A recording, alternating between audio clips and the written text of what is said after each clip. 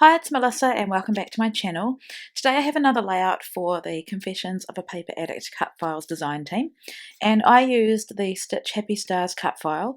So what you get is the stars and the stitching line, but what I did was delete the middle line, and then I ended up with the outline, as you can see, which I have chain stitched on the stitching lines, and then to the left you can see the inner piece that I have taken out. And what I'm wanting to do is back my cut file with something, and I thought of many options, but I decided to go with gold. Now what I did, and I wish that I could show you on my Cameo or on Design Studio, but I'm having trouble with QuickTime Player. So on this one, unfortunately, until I sort that out, I haven't been able to record my screen.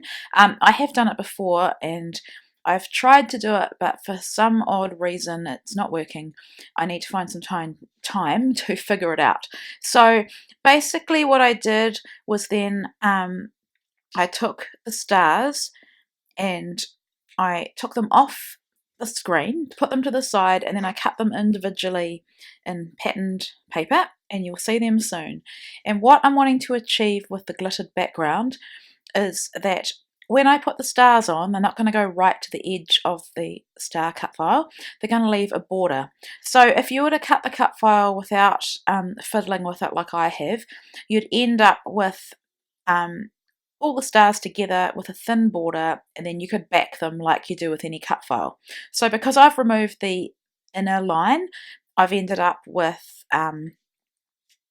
like you saw before, that big piece that fills in here with the stars. And you would have seen those little bits to the left there, which are the inner pieces, which I've also, they have the stitching holes and I have chain stitched them. So I'm sorry, this is probably making no sense at all.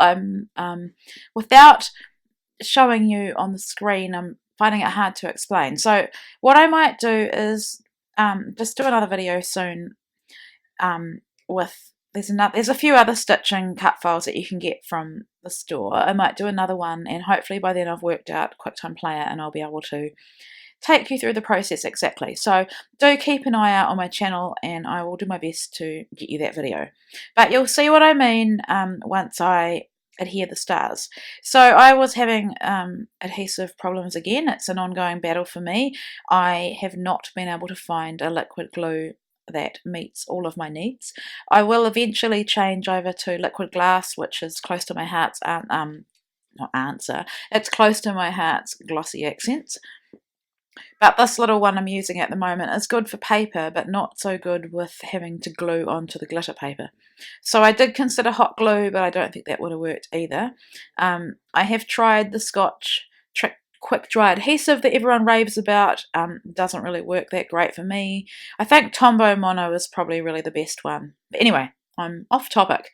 So I had this piece of glitter paper that I'd cut something out with my silhouette, and so here I'm having to try and piece it back together, and I was trying not to have any joins, but in the end it doesn't matter. You can't really see it, you don't notice it by the time the other stars are on it anyway, and I'm using heaps of washi tape just to make sure it sticks. So I think I'm trying to think when, yeah. So here I tried a glue dot and that didn't work. It actually got stuck to my finger, which had the other glue on it. Yeah, could have thrown a tantrum at this point because my glue battles are ongoing. So I thought, no, let's go with the liquid glass, and it worked really well. You've just got to hold it down for a bit. So yeah, bearing in mind that I had all the stitching and the knots on the back as well. So here I'm using this bit that had been cut out as a template. So just I'm trying to get the alignment right. And what I need to do now is glue in the central pieces. Like I said, I've stitched them. This took me a lot to do all the stitching. It's my second ever attempt at chain stitching, and I'm a lot happier with how it turned out. But when you have little tiny pieces, like that tiny little diamond bit to the left there, it is quite difficult.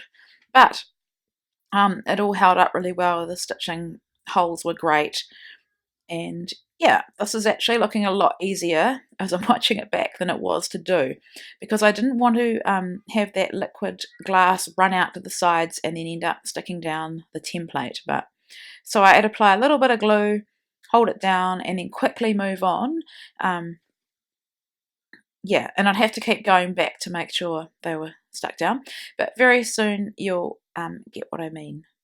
So the last little couple of bits, I probably could have cut this out, sorry, but anyway, you see there I was trimming off some of the thread at the back because I like to tie knots when I finish, when I get to the end of the thread. So just gluing down the last one. Yeah, really happy with how this all turned out. And here I had to be so careful. You want to kind of hold down the bits that you've glued and then lift up the template. And this is a really handy technique, especially if you're doing letters and you have inner pieces that you need to glue back in that, you know, aren't attached. If you use the, I guess, the negative, or I don't know if it's a negative or positive, but you use it as a template. So there you go there. It still doesn't look like much. Just wanting to make sure those bits are glued down. Liquid glass is, like I say, liquid, and so it does run out a bit, as in run to the edge of what I'm doing. So here I am now placing back the stars, and with that one at the top there, it's two joined together, and so I had to cut it twice with the papers that I wanted. And sorry, Ava is in the background yet again. And yeah, I cut it in two pieces of pattern paper, and then I will cut it with my scissors. You'll see that soon. But the other thing I wanted to say is this is a Christmas layout because it's July and I'm playing along with the Scrappy Christmas in July. You can see my kit on my channel as well. It's the video prior to this one, and I'm using the crepe paper Merry Days collection, which I got from Christina at Secret Not Secret Kit Club. And I'll say it again because I couldn't find the collection. I'd left it too late, and I just contacted her and she had most of it, and I kind of bought it as a kit. So yeah, I had been saving it. I was going to use it for my December daily this year, and then I've always wanted to join in with Tracy Fox's Scrappy Christmas in July, and I thought, no, let's just do it, because I have photos like the one I'm about to scrap today that has been sitting around for ages, and it's of Brielle in her first Christmas as a little baby. She's now 5, so you can see how long I've left it. I do December daily, but I often have a lot of photos that don't make it into there, and I really need to be scrapping them. And I find Christmas quite hard to scrap. I'm not sure why, but having a cut file like this, I mean, it's so versatile. You could use it for anything. It'd be great for a baby layout, for a boy layout, any kind of layout really. If your child's achieved something in sporting or an award at school, I just think this cut file is really, really versatile. So I didn't want to go overboard with embellishing because the stars and the gold border and the chain stitching really are the feature of this layout. And also, you know, I've used all that pattern paper, and so I'm just wanting to focus my embellishment around my photo just to draw your eye in. That little house on the left is a tag from the gift wrapping pack, but I think they make perfect embellishments in a scrapbook layout as well. And I've used a little bit of foam just to pop things up. I realised with that little present that you could take the inner parts of the bow out. Just so cute. And I had to have these gold foiled puffy stickers, so I was wanting to use just a couple. You know, it's hard when you first start using a kit, isn't it, or a collection. This is my first layout with the collection, and I don't know, some people say they want to use everything, but I'm the opposite. I almost want to not use everything, so I've got enough to make a lot of layouts. So these little twines are from the gift tag packaging pack as well, and I was going to use just plain twine, but I thought that would look really festive to add that. So yeah, she I don't think she was able to open anything, but everybody else helped her, and she just sat there looking so cute and so chubby.